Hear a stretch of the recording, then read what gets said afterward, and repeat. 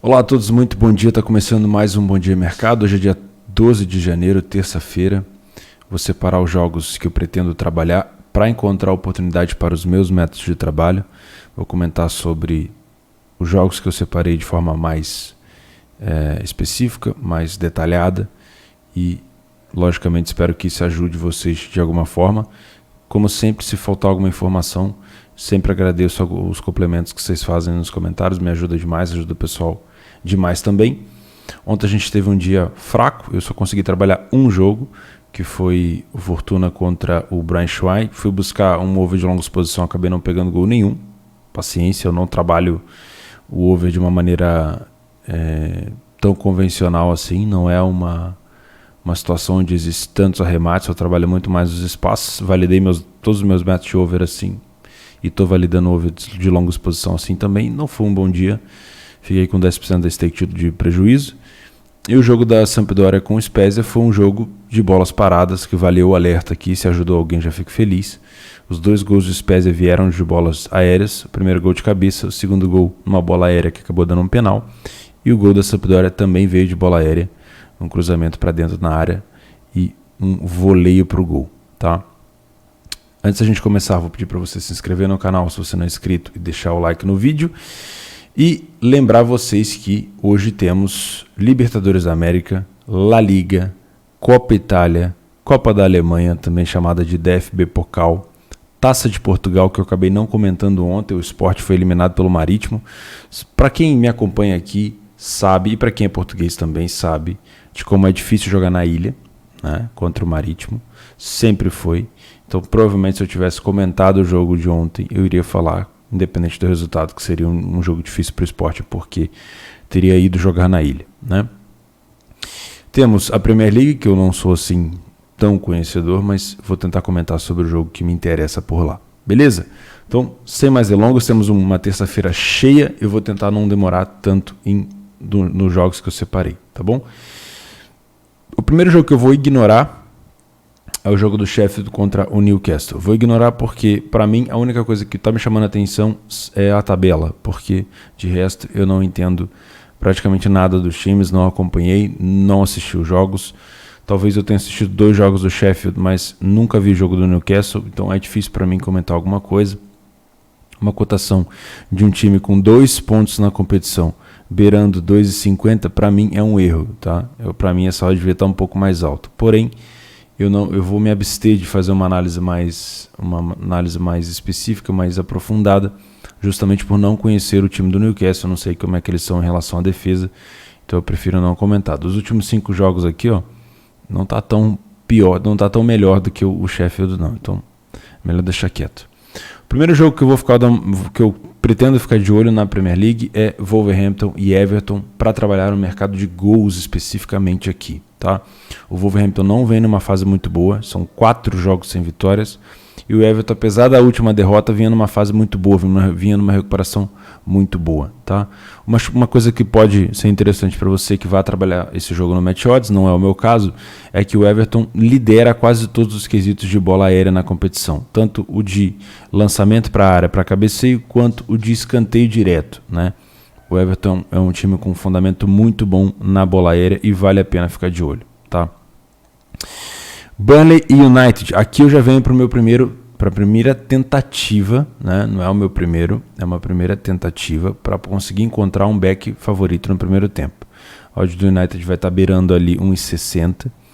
Eu admiro o time do Burnley, o que eles se propõem a fazer, eles fazem muito bem, que é ser um time fechado, um time difícil de transpor, né, a defesa, e é um time que geralmente trabalha com um centroavante de referência lá na frente, fazendo o pivô e tentando cabecear. Então o Burnley geralmente é aquele time que, falando de uma linguagem mais fácil, o Burnley é aquele time que sempre vai tentar se defender contra o grande e vai tentar sempre encontrar os escanteios e as bolas para a área para poder tentar marcar o seu gol de cabeça, tá?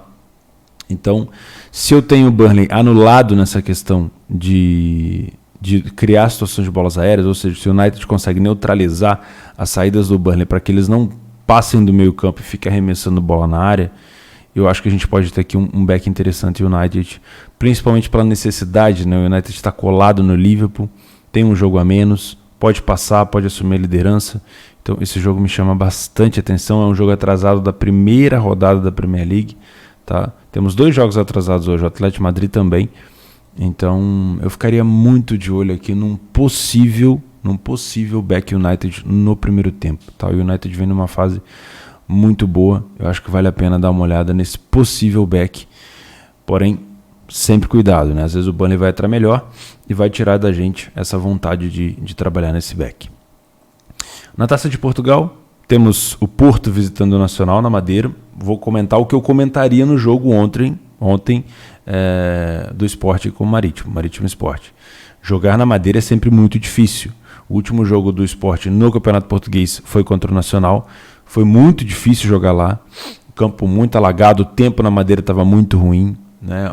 O local onde ficam os goleiros estava muito judiado, né?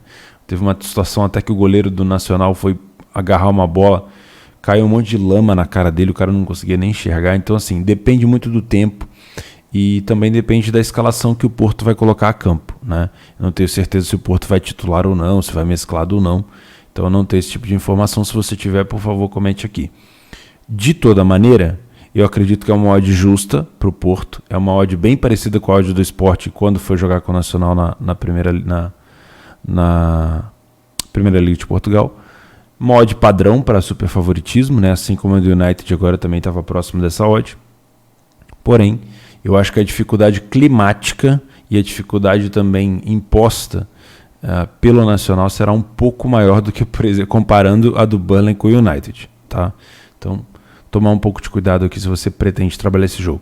Não é um jogo, né? Não é um jogo que está no meu planejamento para eu trabalhar back Porto, tá? Eu separei esse jogo só para comentar para quem for trabalhar, para alertar do Nacional, mas não é um jogo que eu separei para trabalhar, porque eu não tenho certeza do real interesse do Porto na competição da Taça de Portugal, tá? Então eu prefiro não trabalhar esse jogo, eu prefiro dar a minha atenção maior para esse tipo de odd no United e Burnley, beleza? E temos o Benfica jogando fora de casa contra o Estrela da Amadora, que eu não sei onde é que fica esse time, provavelmente algum amigo de Portugal vai me ajudar. De novo, vou levar em consideração e vou chamar a atenção para vocês pela odd baixa, esmagada de super favorito do Benfica, e vou ficar de fora desse jogo porque eu não tenho certeza do time que vai entrar em campo, não conheço o time adversário, diferente do Porto, por exemplo, e também não sei do real interesse do Benfica nessa competição.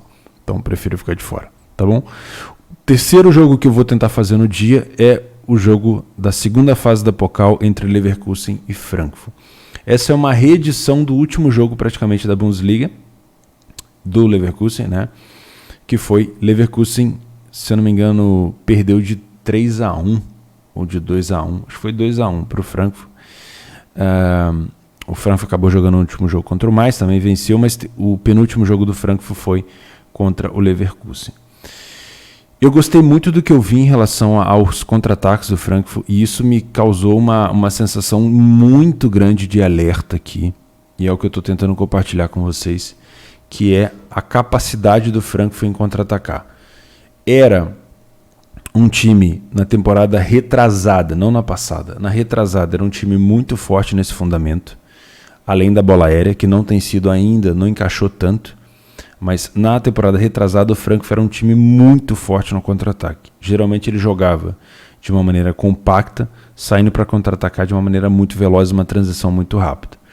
Contra um Leverkusen, que joga de uma maneira muito alta, uma maneira muito ousada, com linhas defensivas muito próximas do meio campo, é um cenário muito arriscado, né? Então, obviamente, a expectativa desse jogo, o cenário principal desse jogo e as características do Leverkusen levam a gente a crer que o Leverkusen pode, e pode mesmo, dar para a gente uma leitura de back no Leverkusen bem no início, que é quando o Leverkusen tem o seu melhor momento, por volta dos 10 minutos de jogo. O Leverkusen começa o jogo com uma pilha muito grande, geralmente emplacam ali uma sequência de bola parada e conseguem achar o seu gol. Isso, logicamente, chama uma atenção positiva para essa odd do Leverkusen e até um possível Leo Frankfurt. Porém, eu não separei esse jogo para trabalhar o match odds. justamente porque eu imagino os últimos 2 jogos do Leverkusen, mas eu assisti todos, mas os últimos 2 jogos do Leverkusen, eu senti uma dificuldade em relação a comportamento dentro de campo. Alguns jogadores não querendo voltar, outros jogadores fazendo corpo mole em relação à discussão dentro de campo. Foi visível, né? Teve uma discussão entre o Diaby e o Schick que foi ridícula, de posse de bola lá na frente. Um não tocou a bola para o outro fez cara feia, no outro lance não foi na bola. Então, assim, eu não sei até que ponto isso vai influenciar os jogadores do Leverkusen ou não, tá? O que eu não quero é me expor num Bayer Leverkusen sabendo que a melhor característica do Frankfurt atualmente é jogar no contra-ataque. Então, se você pretende trabalhar esse jogo porque é o Leverkusen ou porque a odd do Leverkusen está boa, saiba que o adversário do Leverkusen, que é o Frankfurt, tem uma capacidade extrema de contra-ataque. Se os 2 times vão com titulares ou não, não sei, né? Se sim, toma muito cuidado, tá? Claro, as qualidades do Leverkusen lidera todos os quesitos de bola aérea praticamente da competição. É um dos times que mais marca de canto, um dos times que mais marca de escanteio. Theo, não é Bundesliga, tudo bem, mas são 2 times de Bundesliga. Então eu posso analisar pelo cenário de Bundesliga, tá? E o Frankfurt é um dos melhores times que a gente tem no quesito de contra-ataque atualmente. O que eu venho fazer nesse jogo então? Ou eu vou buscar o mercado de gols para longa exposição, ou um over limite, um over à frente, ou eu posso até, se o Leverkusen estiver muito mal, corrigir essa odd do Leverkusen em lei ao Leverkusen. Isso aí é possibilidade, tá? Se vai acontecer esse cenário ou não, eu não sei. Só toma cuidado. Beleza? Milan e Torino. Também uma reedição do último jogo do Campeonato Italiano, onde o Milan ganhou por 2-0. Eu peguei o primeiro gol, foi até fácil de pegar. Me surpreendeu o Torino naquele jogo não apresentar uma dificuldade maior para o Milan. Tá? O que a gente tem que tomar cuidado nesse jogo? Primeiro, escalação. Quem vai entrar titular, quem não vai, dá uma olhada sempre no Twitter das equipes, dá uma comparada com a escalação anterior, no SofaScore ou no próprio Twitter, lá vai ter a imagem. Motivação, porque, na minha opinião, o Milan briga pelo título na Série A e o Torino briga para não cair na Série A, então a Copa Itália é uma competição que pode ser, logicamente, boa para dinheiro, mas é uma competição que pode tirar bastante o foco de um time que está focado. Então, o Torino, na minha opinião, ele deveria manter o seu foco em não ser rebaixado, porque não está uma fase boa do Torino. E o Milan, na minha opinião, pelo tipo de equipes que ele tem atrás dele, o perseguindo, Inter, Roma, Juve, Atalanta, que estão todas sedentas pelo título também, e o Milan já não ganha há muito tempo, o Milan está na fila há muito tempo, eu imagino que o Milan também poderia focar em outra competição. Mas se tratando de Copa Itália, de oitavas de final, pode ser que os 2 times tentem entrar com titular. Primeiro vamos ver se vai ser titular ou não. Se for titular, a mesma análise que eu faria para esse jogo na Série A, eu faço aqui. O Milan é um time que tem recuperado muito bem a segunda bola, né? Ou seja, quando perde a bola, recupera muito rápido. Isso é um padrão muito bacana para se trabalhar a favor. O Milan é um time de transação muito boa e é um time que está tendo uma bola aérea muito, muito boa também a favor. Tá? Lá atrás, apesar da bola aérea do Torino ser muito boa, e principalmente os escanteios, que são as qualidades do Torino, o Donnarumma tem feito um papel importantíssimo, que é, além dos jogadores do Milan se defenderem lá atrás das bolas aéreas, o Donnarumma tem saído em quase todas as bolas, porque o Donnarumma é alto demais, né? E ele tem saído em todas as bolas. Então, por exemplo, vou citar um exemplo aqui para vocês entenderem que eu não estou falando besteira. Contra o Benevento, o Milan jogou contra o Benevento na Série A e o Benevento tem o melhor escanteio da competição. É o time que mais marca de escanteio. Todos os escanteios do Benevento, o Donnarumma se adiantava e saía na bola. E como ele é alto, ele pode pegar com a mão. Ele pegou todas as bolas e o Benevento não levou perigo nesse aspecto. Basicamente isso. Então, se eu estou vendo que todas as vezes que o Torino alça a bola na área, o Donnarumma está saindo e pegando, me dá uma tranquilidade muito grande. Não para comprar essa bola parada, não para deixar de sair nas bolas paradas que eu vou sempre sair, mas para saber que o Milan está bem nesse aspecto de defesa. Tá? Cabe, se os 2 times entrarem com os titulares, dar uma olhada de novo nesse back Milan, porque foi assim no jogo passado na Série A. Torino jogando muito mal, muito desligado. Cabe dar uma olhada no primeiro tempo no possível Beckham Mila. Se vai acontecer ou não, a gente não sabe. Agora, se fosse para chutar, eu imagino que talvez não sejam titulares os dois, alguns jogadores sendo poupados, e o foco do Torino, na minha opinião, deveria ser no campeonato italiano e não na Série A. Então, se tiver que ter um vencedor aqui, talvez o Milan. Mas isso é simplesmente um achismo e eu não levo isso para dentro de campo. Esperar o jogo começar, se está titular ou não, e o que está produzindo no Milan para tentar buscar um Beckham Milan, tá? Temos um jogo bom aqui na La Liga, que provavelmente eu não vou fazer, mas eu separei aqui mais para comentar para vocês, que é um jogo atrasado da primeira rodada. A primeira vez que o Atlético Madrid vai tirar um jogo atrasado, são 3 jogos em relação ao Real Madrid. Olha a diferença de ponto e olha a diferença de jogos atrasados, né? Vai pegar um Sevilha que, logicamente, está sempre nas cabeças, né? Agora a gente já tem o Barcelona recuperando, mas acho que o Sevilha deve ficar provavelmente ali em 4º colocado, que é o lugar dele. Não tenho acompanhado os jogos do Sevilha, não tenho, e tenho acompanhado bastante os jogos do Atlético. Só que eu tenho acompanhado os jogos do Atlético contra times menores, né? Isso aqui já é um jogo mais cascudo, mais complicado. Não acho que seja o caso de se trabalhar a favor do Atlético nesse jogo. Não separei esse jogo para trabalhar o match odds e também não separei esse jogo para fazer o mercado de gols. Separei simplesmente mesmo para alertar vocês que é um confronto importantíssimo por ser atrasado, e se o Atlético quiser continuar botando banca para frente do Atlético, do Real Madrid e do Barcelona, precisa vencer os seus jogos atrasados.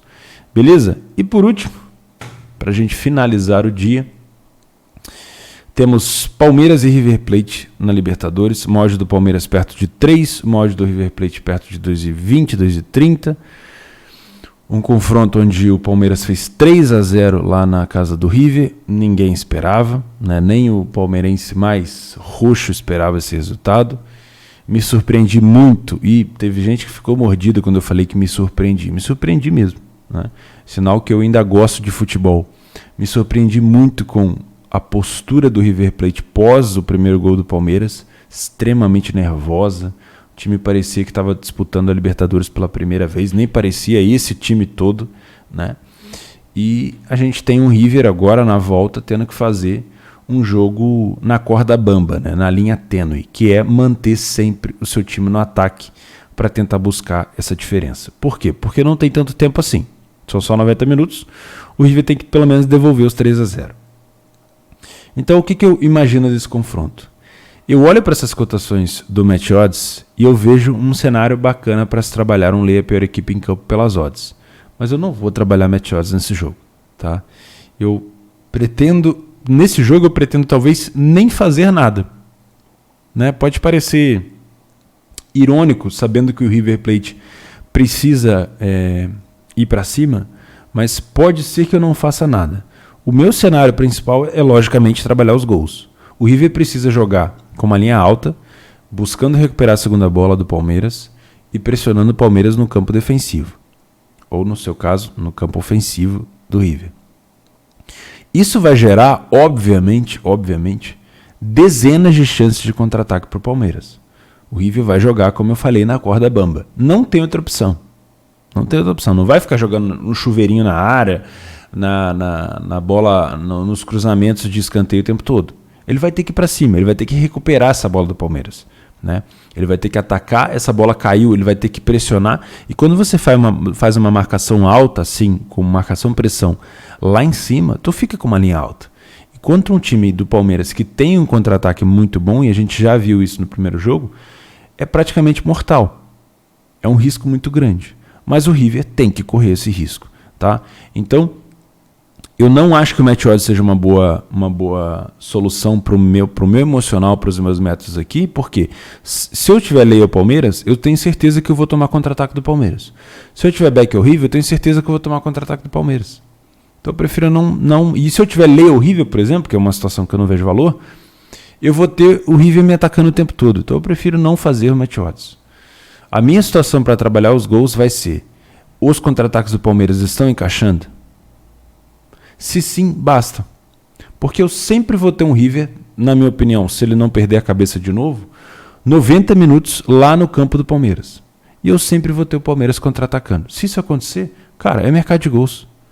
Lógico, você não precisa também tentar buscar 15 gols no jogo, né? Dá uma olhada como é que tá as cotações, tenta encontrar o seu método, sua odd de valor e tudo mais. E deu, né? É o que eu vou tentar fazer. Provavelmente, se nesse cenário, buscar um over de longa exposição até os 15, 20 minutos de jogo, né? Primeiro dar uma olhada no início, mas tentar buscar mais ou menos isso. Porque não tem o que inventar, né? Para mim, o Palmeiras ele está praticamente na final, mas ainda não está encerrado o confronto. Não dá para cravar. Quem é torcedor provavelmente já cravou, mas a gente não está aqui para fazer palpite, né? O Palmeiras está praticamente na final, mas e aí? Como é que vai jogar o Palmeiras hoje? O Palmeiras vai apresentar algum tipo de nervosismo? O Palmeiras, depois que se tomar, por exemplo, vamos supor que tome um gol, é cenário, tá? Vamos supor que o Palmeiras tome um gol cedo, nos primeiros 10 minutos. Como que vai se comportar o Palmeiras? Vai se comportar de uma maneira madura, tocando a bola, sabendo da vantagem? O Abel provavelmente deve preparar o time sabendo que pode perder. O Palmeiras não precisa vencer esse jogo. Pode perder esse jogo. Como que vai se comportar o Palmeiras? E se o Palmeiras toma 2 gols em 25 minutos? Como que se comporta o Palmeiras faltando ainda uma quantidade significativa de tempo, né? É isso que eu quero saber. É saber identificar em campo, igual eu fiz no primeiro jogo. Eu identifiquei o nervosismo do River. Talvez eu tenha demorado um pouco para entrar no mercado de gols e entrei, não peguei gol nenhum. E para algumas pessoas que estão começando, pode falar assim, que otário. Então ele trabalhou mal. Cara, nem sempre quando você entra no mercado de gols e não pega gol, você trabalhou mal. O jogo do Palmeiras contra o River depois do 3-0 foi uma loucura. O Palmeiras cansou de perder gol no contra-ataque. Foi o que me fez entrar na posição. E é o que vai acontecer provavelmente hoje. Se eu encontrar a oportunidade depois do 1-0 do River, por exemplo, tá? Não estou querendo zicar. Se o River abre o placar e o Palmeiras se perde emocionalmente, eu não tenho outra coisa a se fazer a não ser buscar esse nervosismo, trabalhar esses espaços, trabalhar o mercado de gols, né? Então, se tiver um jogo muito truncado no início, eu vou sair fora do over de longa exposição, vou buscar um over no segundo tempo. Se eu tiver um jogo muito aberto no início, o River no campo de ataque e o Palmeiras sendo contra-ataque, aí eu vou me expor no mercado de gols, não tem o que se fazer, né? Só toma cuidado aqui em relação a pesar muito a mão, né? Se você é torcedor do Palmeiras, não tem cabeça para fazer esse jogo, cara, nem faz. Vai jogar dinheiro fora aqui. Esquece, vai assistir o jogo. Aproveite seu time. Beleza? Então é isso. Provavelmente eu venho buscar um possível back ao United contra o Burnley no primeiro tempo, se eu tiver leitura. Existe também a possibilidade desse back vir no Porto com o Nacional, apesar de eu não ter separado para fazer esse jogo, tá? Então esses são os 2 jogos que eu acho que pode ser mais interessante. O jogo do Milan com o Torino também é preciso ver a questão da escalação, assim como o do Porto, né? Se tiver uma escalação de titular e o Milan mostrar para mim vontade, pode ser o terceiro jogo que eu venha buscar o back favorito no primeiro tempo. United, Milan e Porto. Beleza? Esses são os jogos que eu separei para tentar aplicar esse meu método. Wolverhampton e Everton. Apesar de ser umas cotações para ler a pior equipe em campo, eu venho para tentar explorar os gols. Tá? Bayer Leverkusen e Frankfurt. Apesar de ser um jogo também com uma cotação interessante para match odds, eu venho para tentar buscar os gols. Por quê? Porque o Leverkusen vai jogar com a linha alta e vai dar contra-ataque para o Frankfurt. Atlético Madrid e Sevilha. Imagina um jogo mais truncado. Pela necessidade, eu acho que o Atlético vai entrar um pouco mais pilhado, mas eu não vou fazer esse jogo, prefiro não fazer. Beleza? E também pretendo trabalhar o mercado de gols aqui no Palmeiras com o River Plate, assim que eu tiver um sinal. Fechou, pessoal? Então é isso. Eu vejo vocês no dia de amanhã, ou no Telegram, ou na plataforma do Leitura e no Discord, que a gente sempre trabalha junto. Um grande abraço a todos, excelente terça-feira de trabalho para vocês. Juízo, gestão, vamos estar vivo para o próximo dia, sempre. Um abraço.